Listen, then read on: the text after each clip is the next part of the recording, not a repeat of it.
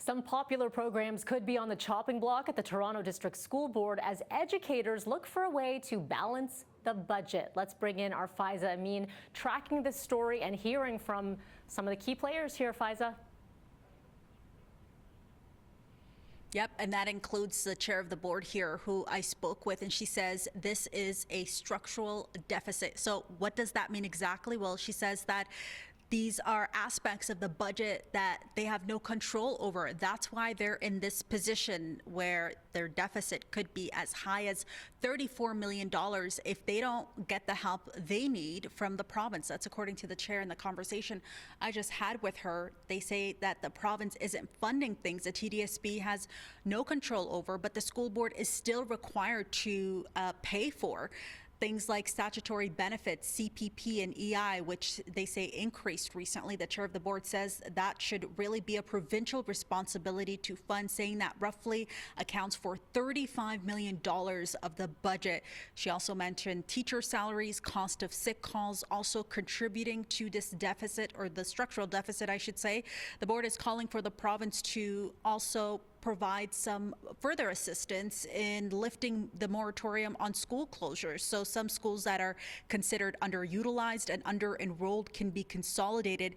And that also comes at a cost for them. They say if that they are able to lift this moratorium, it could save them about $3.5 million if 6 of these schools can be consolidated. So what would be on the chopping block right now, according to a staff report that's gone to the board? Well, reducing the number of sites teaching international language, African heritage programs, eliminating general interest and seniors daytime programs, eliminating weekend grade 6 education, school trips. That's all on the chopping block. But, you know, the chair of the board says that there are efficiencies that they can create if the province allows for it. Here's more from our conversation.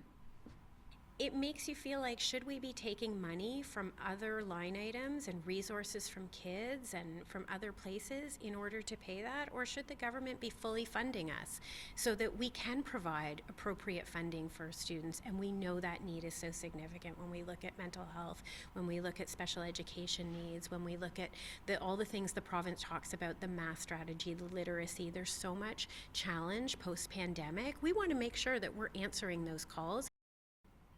So I told you just moments ago that they're estimating this deficit to be at $34 million, but the TDSB believes it can get the deficit down to $21 million if the province gives them access to proceeds of disposition. That's money that's generated by the sale of surplus property. The board says that that would save them about $16 million. The chair of the board also mentions that they have used these proceeds last year. Whether or not the province will give them that green light, that's still unknown, but staff say they are less likely to get access to that funding if they don't balance the budget. Well, what does the Minister of Education have to say about tonight's special meeting and the TDSB's budget? Take a listen.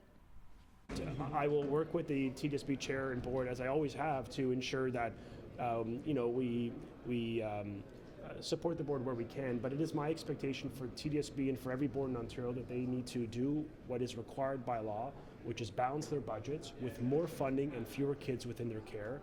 They're sitting on literally $250 million of funding of maintenance that they're not investing in schools. So the chair of the board in our conversation also mentioned, you know, when the city has its budget process, it has the ability to raise taxes, for instance, to generate some sort of income. Well, they add that the TDSB and other school boards don't have that power. So oftentimes they're forced to either make some cutbacks in different places, or in this case, they say that they're also looking at raising international or money for international students here. They say the number of international students hasn't been the same since the pandemic hit for them. Melanie.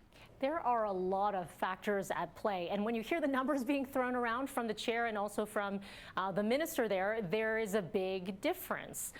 So again, a lot to look forward to this afternoon into the evening, the board meeting. Faiza Amin, appreciate your time and your report coming up tonight at City News at 5 and 6. Thank you. Thanks.